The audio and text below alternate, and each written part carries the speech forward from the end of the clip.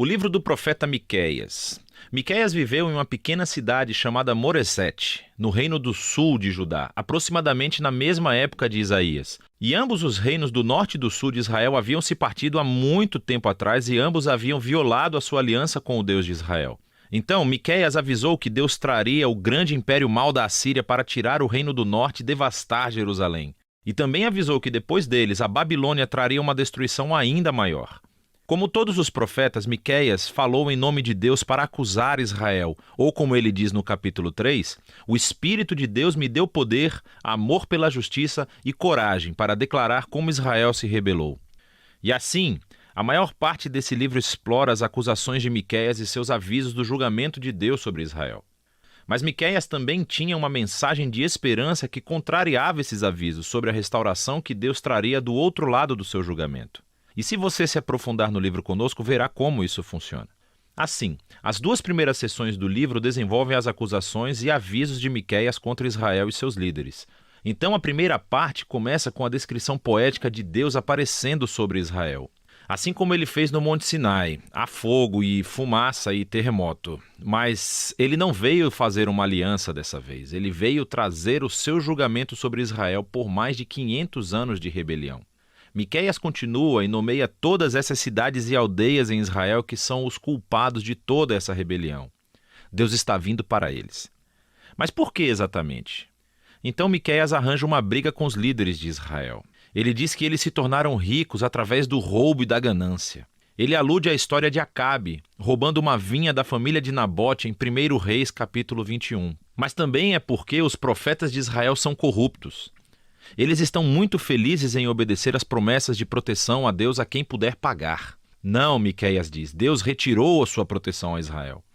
Na segunda sessão de acusações, Miqueias descreve ainda mais como os líderes e profetas de Israel juntos cometeram uma injustiça grave. Eles administram a terra por meio de suborno, eles fazem justiça para favorecer os ricos. E os pobres são privados de sua terra, sua segurança e sua esperança. E tudo isso é uma violação das leis da Torá, que declarou ilegal vender terras pertencentes a famílias mesmo que sejam pobres.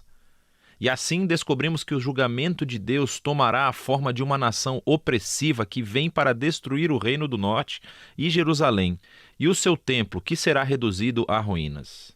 Agora, essas são advertências muito rígidas e não são a palavra final. Cada uma dessas sessões de aviso é concluída com uma promessa de esperança impressionante. Então, primeiro há um poema sobre como Deus é como um pastor que vai resgatar e reagrupar o seu rebanho, que é o remanescente do seu povo. E ele vai trazê-los de volta para um bom pasto e se tornar seu rei mais uma vez. A segunda sessão de advertência é concluída recuperando essa imagem do templo arruinado de Jerusalém. E Miqueias diz que isso não será permanente. Um dia, Deus vai exaltar o seu templo, ele vai enchê-lo com a sua presença e encher a cidade com o remanescente do seu povo.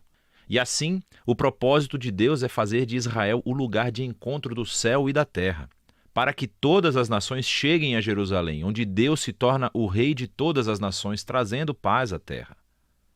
Agora, esses dois poemas conclusivos de esperança são muito poderosos. E a próxima sessão do livro realmente os desenvolve ainda mais em uma série de poemas lindamente concebidos, que são inteiramente sobre a futura esperança de Israel e das nações.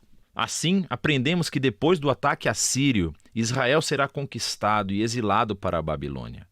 Mas a partir daí, Deus vai restaurar o seu povo e trazê-los de volta para a sua terra. E então aprendemos que na Nova Jerusalém um novo rei messiânico da linhagem de Davi virá.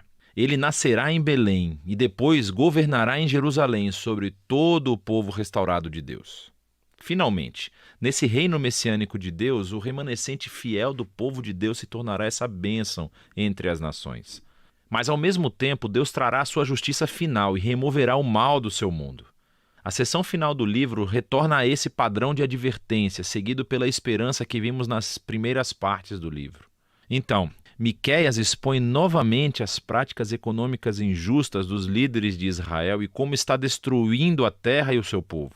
E aqui Miqueias oferece as suas famosas palavras que resumem o que significa para Israel seguir seu Deus.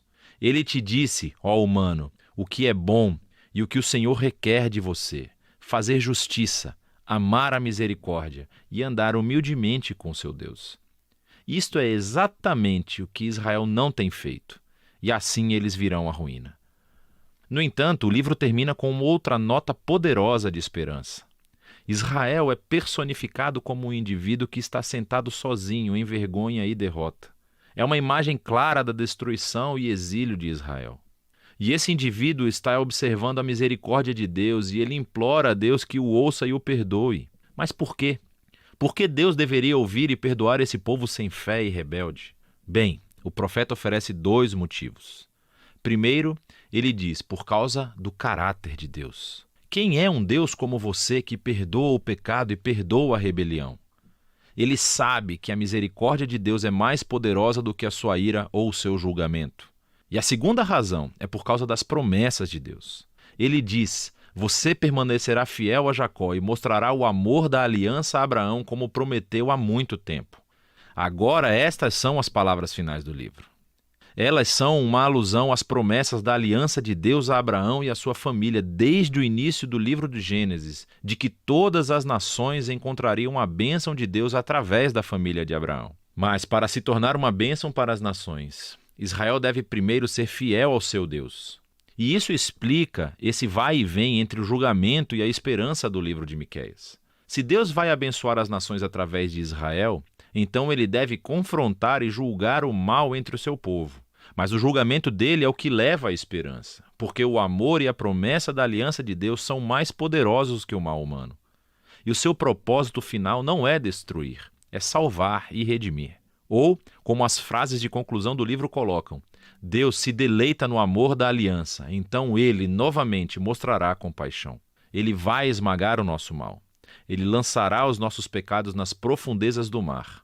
E é disso que trata o livro de Miqueias.